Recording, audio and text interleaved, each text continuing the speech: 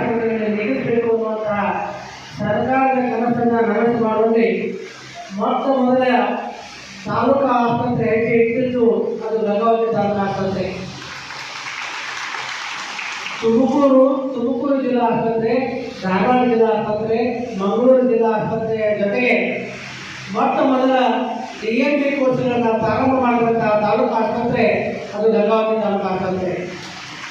ಅವತ್ತು ಹಚ್ಚಿದಂತಹ ಗಿಡ ಸಸಿ ಇವತ್ತು ಗಿಡವಾಗಿ ಬೆಳೆದು ನಮ್ಮ ಗಂಗಾವತಿ ಉಪವಿಭಾಗ ಆಸ್ಪತ್ರೆಯಿಂದ 3 ಜನ ವಿದ್ಯಾರ್ಥಿಗಳು MD OBGಯನ್ನು ಮುಗಿಸಿ ಹೆರಿಗೆ ಮತ್ತು ಸ್ತ್ರೀರೋಗದಲ್ಲಿ 3 ಜನ ವಿದ್ಯಾರ್ಥಿಗಳು ಸ್ನಾತಕೋತ್ತರ ಪದವಿಯನ್ನು ಪಡೆದು ಹೊರ ಹೋಗ್ತಾ ಇರೋದು ನಮ್ಮ ಆಸ್ಪತ್ರೆಯ ಕಿರೀಟಕ್ಕೆ ಮತ್ತೊಂದು ಲೈನ್.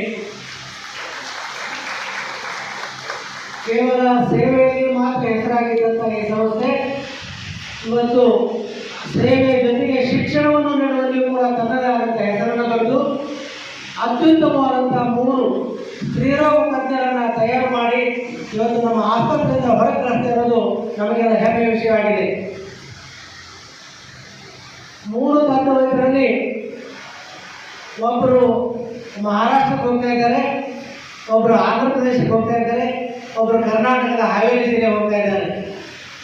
ನಮ್ಮ ಆಸ್ಪತ್ರೆಯ ಕುಡಿ, ನಮ್ಮ ಆಸ್ಪತ್ರೆಯ ಸಸಿ ಇವತ್ತು ಮಹಾರಾಷ್ಟ್ರದಲ್ಲಿ ಹೋಗಿ ಗಿಡ ಆಗಿ ಬೆಳೀತಾ ಇದೆ. ಇನ್ನೊಂದು ಸಸಿ ಆಂಧ್ರ ಪ್ರದೇಶದಲ್ಲಿ ಹೋಗಿ ಗಿಡ ಆಗಿ ಬೆಳೀತಾ ಇದೆ. ಇನ್ನೊಂದು ಸಸಿ ಹಾವೇರಿ ಜಿಲ್ಲೆಗೆ ಹೋಗ್ತಾ ಇದೆ. ದೊಡ್ಡ ಹೆಮ್ಮೆಯ ಸಂಗತಿ. ನಮ್ಮ ಆಸ್ಪತ್ರೆಯಲ್ಲಿ ನಿಂತು ತಜ್ಞ ವೈದ್ಯರಾಗಿ ಹೊರ ಬರ್ತಾ ಇದ್ದಾರೆ. ಇದೊಂದು ನಮ್ಮ ಆಸ್ಪತ್ರೆಗೆ ಹೆಮ್ಮೆಯಾಗಲಿ.